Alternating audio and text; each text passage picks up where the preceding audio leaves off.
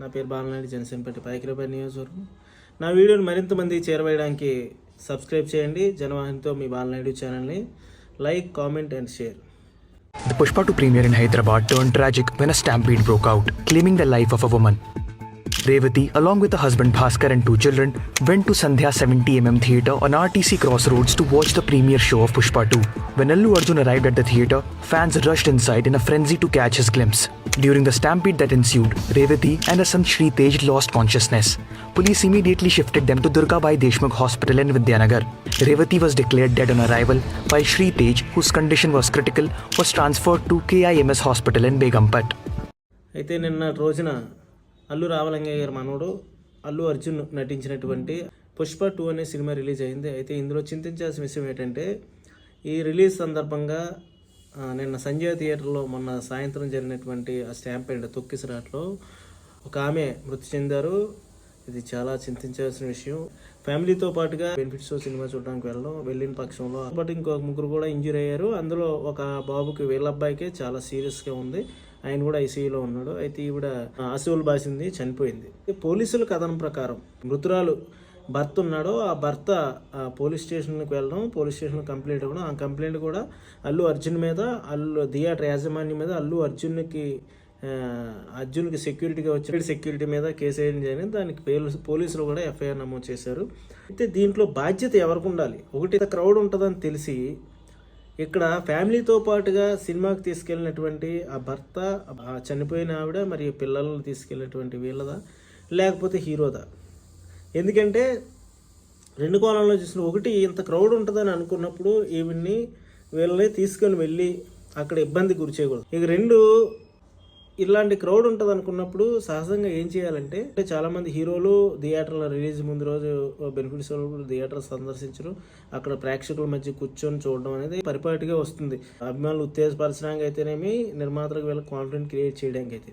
మరి అల్లు అర్జున్ ఎందుకనో ఈయన సినిమాలో లాగే బయట అనుకుంటాడు ఏంటో తెలియదు, కానీ ఈయన అక్కడ వాళ్ళకి ఎవరికి కూడా ఇన్ఫర్మేషన్ ఇవ్వలేదట.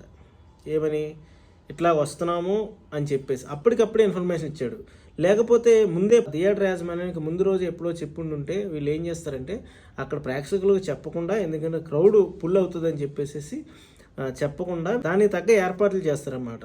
దానికి తగ్గ ఏర్పాట్లు చేయడంతో పాటుగా పోలీస్ స్టేషన్కి రిపోర్ట్ ఇవ్వడంతో అప్పటికే ఉన్న భద్రత కన్నా ఎక్కువ భద్రతను పెంచుతారు.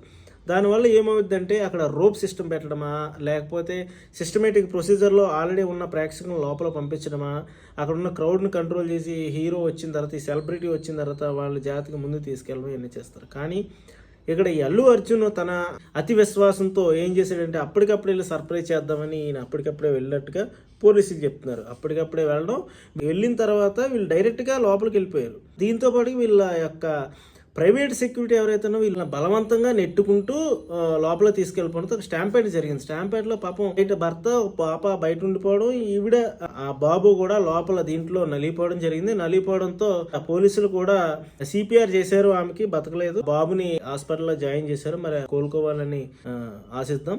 అదేవిధంగా ఎవరైతే హీరో అల్లు అర్జున్ ఉన్నాడో ఈ విధంగా చేయడం అనేది ఎంతవరకు సమంజసం? ఎందుకంటే పూర్వంలో ఒకసారి ఇలాగే ఈ రైతు బిడ్డ అని చెప్పి ఒక అతను బిగ్ బాస్ నుంచి బయటకు వస్తే పర్మిషన్ లేకుండా ర్యాలీ చేస్తే ఆయన తీసుకుని ఆయన మీద కేసేసి పోలీస్ స్టేషన్లో కూడా పెట్టారు. ఆయనకు ఒక న్యాయం, అల్లు అర్జున్కి ఒక న్యాయం కాదు కదా.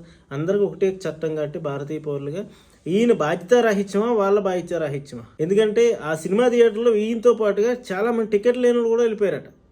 వెళ్ళిపోయి కూర్చున్నారు. టికెట్లు ఉన్న వాళ్ళు బయట ఉన్నారట చాలామంది. మరి ఇది ఎంతవరకు న్యాయం? మరి ఇందులో థియేటర్ యాజమాన్యం తప్పు ఉంది. వీళ్ళందరూ దురుసుగా లోపలికి, ఈ యొక్క అల్లు అర్జును ఆయన సెక్యూరిటీ మీద వీళ్ళందరూ దురుసుగా లోపలికి వెళ్ళిపోయి కూర్చోవడం వాళ్ళది తప్పు ఉంది. అదేవిధంగా ఈ యొక్క అల్లు అర్జున్ మరి ఆయన ఎందుకు ఇన్ఫర్మేషన్ ఇవ్వలేదు? కనీసం ఈ యాక్సిడెంట్ జరిగిన తర్వాత బయటకు వచ్చి దీని మీద చింతిస్తున్నానని ఒక మెసేజ్ కూడా ఇవ్వలేదు. పోనీ వాళ్ళ దగ్గరికి ఇప్పటికైతే వెళ్ళలేదు. వెళ్ళి శోకసంద్రంలో మునిపోయి ఆ కుటుంబాన్ని ఏదైనా ఆదుకుంటామని కానీ, కాంపన్సేట్ చేద్దామని కానీ, లేకపోతే అది లేకపోయినా కొంచెం మాట మాత్రంగా అయినా సరే ఇప్పటివరకు అనలేదు. మరి రేపు పొద్దున్న ఈయన ఏమన్నా ఇవన్నీ చేస్తాడేమో చూడాలి. పూర్తిగా తెలుసుకున్న తర్వాత ఈ సినిమా రిజల్ట్, డబ్బు సంపాదన ఎంత ముఖ్యమో పోయిన ప్రాణాన్ని మనం తీసి రాలేము. కావున దయచేసి ఇట్లాంటి సెలబ్రిటీలు చాలా బాధ్యతగా వ్యవహరించాలి. ఇట్లాంటి క్రౌడ్లోకి వచ్చేటప్పుడు చిన్న చిన్న యూట్యూబ్లోనూ ఇన్స్టాలోను ఫేమస్ అయిన వాళ్ళు వస్తేనే క్రౌడ్ బోల్డ్ అని మండి పడిపోతారు. అటువంటిది అల్లు అర్జున్ లాంటి స్టార్ హీరో అన్నప్పుడు ఈయన ఇంకా చాలా బాధ్యతగా ఉండాలి.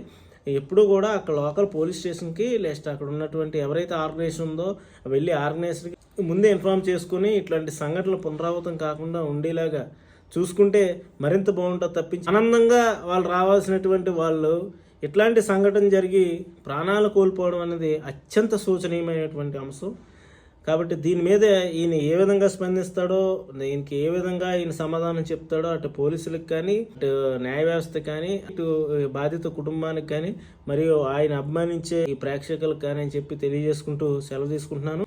మరిన్ని ఇట్లాంటి వీడియోల కోసం నా వాయిస్ ఎక్కువ మంది చేరడానికి సబ్స్క్రైబ్ చేయండి జనవాహినితో మీ బాలనాయుడు ఛానల్ని. Please like, comment and share. ధన్యవాదాలు.